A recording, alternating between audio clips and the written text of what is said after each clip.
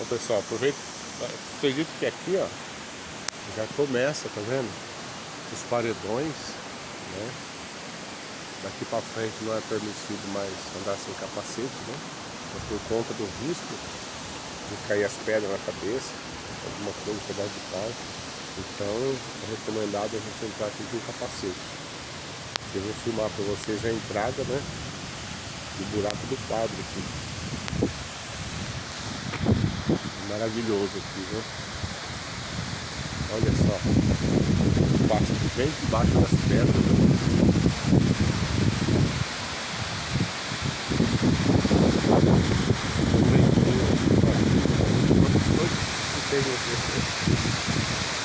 É uma brisa muito gostosa aqui, ó. Olha que maravilha. É muito lindo, pessoal, e muito alta.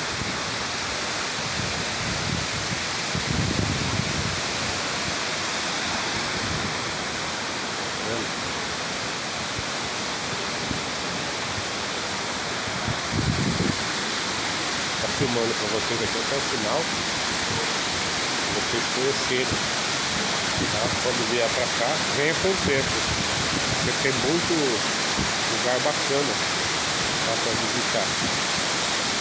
Eu vim aqui com apenas 1 hora, né? Pra poder chegar só até aqui, mas tem mais atividades aqui para fazer. Olha lá o buraco, muito bacana. Depois eu vou subir lá em cima para ver a nascente. Hoje é um dia de quinta-feira e tem pouco turista aqui. Durante a semana é uma boa opção de vir que tem menos gente. Consegue ficar mais à vontade, ok? Espero que vocês tenham gostado.